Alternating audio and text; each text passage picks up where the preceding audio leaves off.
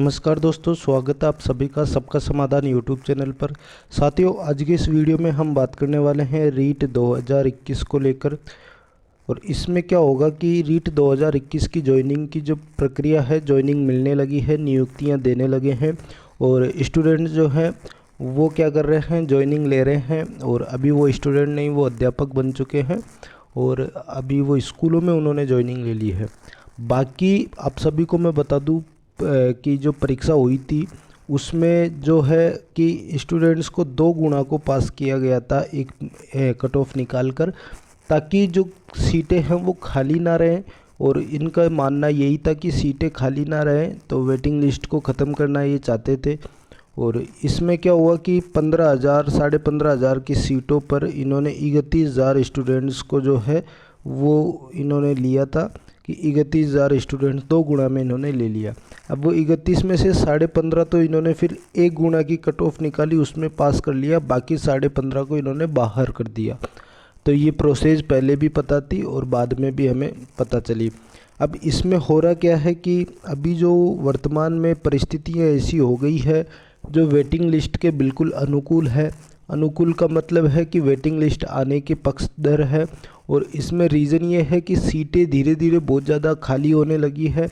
कई सारे स्टूडेंट्स को जो है सिलेक्शन के बाद भी बाहर किया जा रहा है। कई सारे स्टूडेंट्स के प्रॉब्लम्स हैं और कईयों के जो है लापरवाही के कारण, जो डॉक्यूमेंट्स में लापरवाही हुई थी उसके कारण 1 गुणा में तो सिलेक्शन हो गया, लेकिन बाद में उनको बाहर किया जा रहा है। बाद में भी जो उनके पास जो उनको काउंसलिंग के समय जो बुलाया गया था उसमें भी कई लोगों को बाहर किया गया था। और जैसे जैसे कई जो पेपर लीक में पकड़ में आ रहे हैं उनको भी बाहर किया जा रहा है। और जो लोग कई संदिग्ध स्थिति में पाए गए हैं उनको बाहर किया गया है। तो ये एक इम्पोर्टेंट वो न्यूज़ है।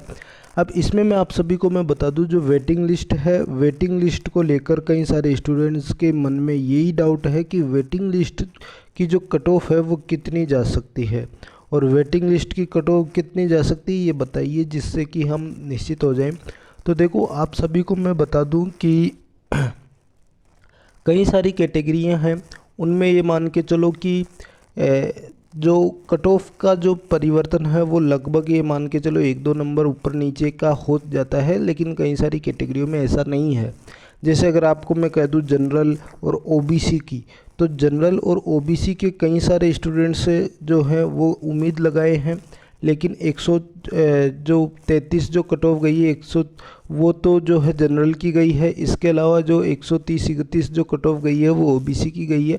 तो इसमें कई सारे स्टूडेंट्स देख रहे हैं कि हमारी 129 की भी कट ऑफ चल जाए, हमारी जो है 100, मतलब उसमें ऐसा बिल्कुल नहीं होगा, क्योंकि बहुत 1 नंबर पर बहुत सारे स्टूडेंट्स हैं ओबीसी और जनरल में। तो इसमें मैं आप सभी को बता दूं, ओबीसी और जनरल में अगर 1 नंबर पर बहुत सारे स्टूडेंट्स हैं तो लगभग ये मान के चलो आपके जो डीओबी की वजह से जो स्टूडेंट्स रहे हैं वो इन दोनों कैटेगरियों में वो वेटिंग लिस्ट में आने की उनकी संभावना पूरी है। लेकिन इसके अदर जो नंबर है 1 नंबर नीचे जाएगी कि ऐसा कुछ नहीं होगा। सिर्फ और सिर्फ डीओबी वाले स्टूडेंट्स का हो सकता है, इससे ज़्यादा किसी का नहीं होगा। ये रीज़न इसका इम्पोर्टेंट इसलिए है क्योंकि ज़्यादा नंबर का डिफरेंस नहीं आया है। 1 नंबर पर बहुत सारे स्टूडेंट्स हैं दोनों ही कैटेगरी में। दोनों ही कैटेगरी में 1 नंबर पर बहुत सारे स्टूडेंट्स होने की वजह से जो है इसमें इतनी ज़्यादा जो है कट ऑफ इतनी कम नहीं जाएगी वेटिंग लिस्ट में। और आपको अगर डाउट हो कि ये मैं कैसे कह रहा हूँ, तो पिछले जो मैंने फाइनल कट ऑफ बताई थी वो वाली वीडियो सारे आप जाके देख लो फाइनल कट ऑफ के, क्योंकि फाइनल कट ऑफ जो मैंने अनुमानित बताई थी सेम एज इट इज़ वैसे रही है। जो स्टूडेंट्स पहले से मुझे देखते हैं उनको पता होगा, और जो नए हैं वो अभी जाके देख लो। बात अभी मैं करूं कि अदर जो कैटेगरीज हैं उनमें 1 नंबर नीचे कर लीजिए।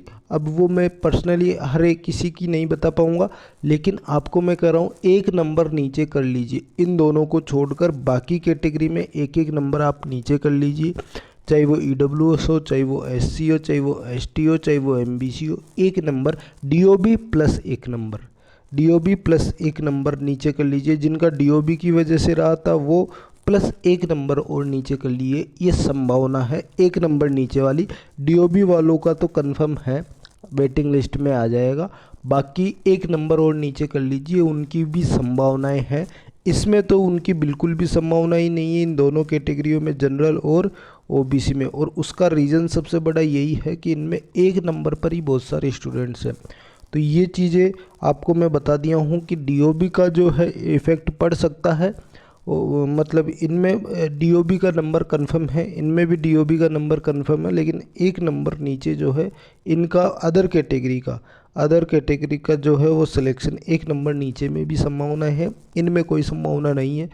तो जो जनरल और ओबीसी वाले स्टूडेंट्स हैं जिनके डीओबी की वजह से रहे हैं, वो निश्चित तौर पर आप अपने निश्चित रहे आपका वेटिंग लिस्ट में आ जाएगा। साथ में आप 2022 की भी तैयारी कीजिए, क्योंकि जो वेटिंग लिस्ट होती है वो कई बार जो है काफ़ी लंबा खींच दिया जाता है, उसको वेटिंग लिस्ट को आसानी से नहीं निकालते हैं। तो ये मुझे नहीं लगता कि बहुत जल्दी से वेटिंग लिस्ट निकाल दी जाएगी, आपको लगातार मांग करनी पड़ेगी। तो इसके लिए नहीं तो अगली सरकार पर भी आपको कई बार भरोसा जताना होता है। तो इसलिए आप 2022 की भी तैयारी कीजिए, क्योंकि आप अच्छे इंटेलिजेंट स्टूडेंट हैं, इतने नंबर ला रहे हो, वेटिंग लिस्ट की आप आशा कर रहे हो, तो अगली वैकेंसी में आपका ज़रूर नंबर आ जाएगा। बाकी तो आप इसमें भी आपका आ जाएगा, डीओबी की वजह से रहे हैं जो भी स्टूडेंट। तो मिलते हैं अगले वीडियो में।